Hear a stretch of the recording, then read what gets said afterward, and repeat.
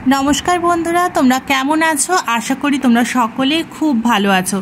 सकलके आरो एकबार स्वागत जानिए आमी आजके एकटा नतून भिडियो शुरू करछि। आजके आमी एकटा पैंटेर काटिंग तोमादेर साथे शेयर करब। सेटा हलो एकटा सेमी पाटियाला पैंट।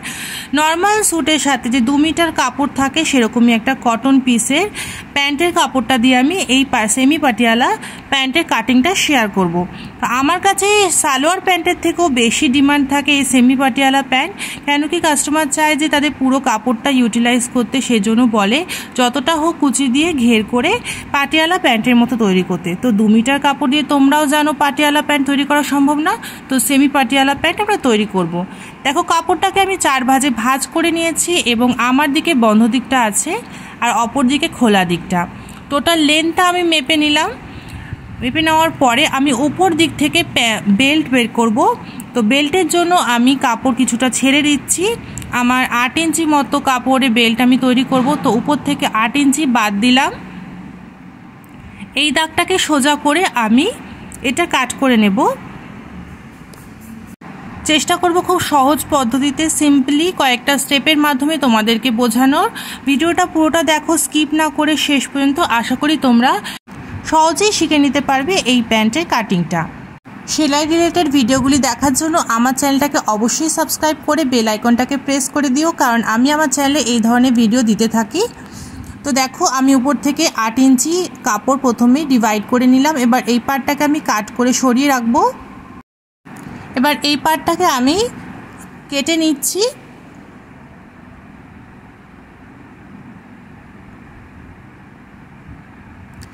এবার দেখো বাকি যে কাপড়টা আছে সেটা আমরা মার্কিং করব।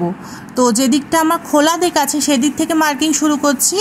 আমি 15 ইঞ্চিতে মার্ক করে নেব। আর নিচের দিক থেকে মোহরির মাপ দিতে হবে। মোহরি তোমাদের রাউন্ড যা আসবে তার হাফ করবে, তার সাথে 1 ইঞ্চি অ্যাড করে নেবে। আমার এখানে 7 ইঞ্চি প্লাস 1 8 ইঞ্চি করেছি। এবার এই মাপটাকে আমি এরকমভাবে মিলিয়ে নেব। দাগটাকে মিলিয়ে নেব পায়ের দিক পর্যন্ত। তো মোহরিটা দেখো আমি 8 ইঞ্চি মতো নিয়েছি এখানে। এবার নিচ থেকে যে এক্সট্রা কাপড়টা বেরোলো সেটাই আমি সামনের দিকে লাগিয়ে নেব। এইভাবেই আমি সেমি পাটিয়ালা প্যান্টটা তৈরি করি। দেখো কতটা এক্সট্রা, আমার যতটা কাপড় ছিল তার সাথে কতটা এক্সট্রা আমি পেয়ে গেলাম। তো অবভিয়াসলি অনেকগুলো প্লিট আমি এক্সট্রা দিতে পারবো। এইভাবে তোমরাও তৈরি করে নেবে। প্যান্টটা খুব সুন্দর ঘের আসে। দেখো এটাও 4টে ভাঁজি আছে। এবার আমি সমান করে বসিয়ে নিলাম এই কাপড়টার উপরে দিয়ে সামনের দিক থেকে আমি কলির দিক থেকে মার্কিং করব, মানে ক্রচ এরিয়া যেটা সেটা করব।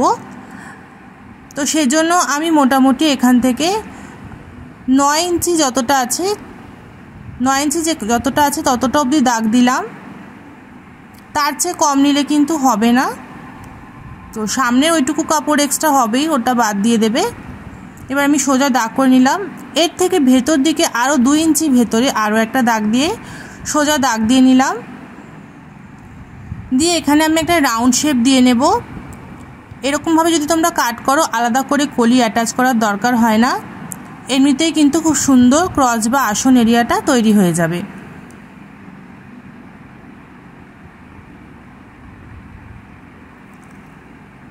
এটা হয়ে গেল। এবার দেখো নিচের দিকে একটু এক্সট্রা আছে, সেটা আমাদের একটুখানি ছেটে নিতে হবে এক্সট্রা কাপড়টাকে।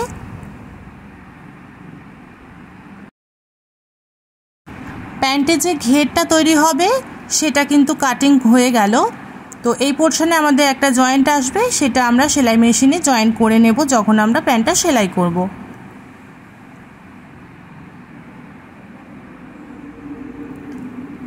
এবার আমরা বেল্টের কাটিংটা করে নেব। এজন্য আমি প্রথমে 8 ইঞ্চি কেটে সরিয়ে নিয়েছিলাম লম্বা। এবার চওড়াটা দেখে নিচ্ছি। চওড়াটা হিপ মেজারমেন্টে যা আছে তার 4 ভাগের 1 ভাগ নেবে, আর তার সাথে 1.5 ইঞ্চি কি 2 ইঞ্চি আরও যোগ করবে।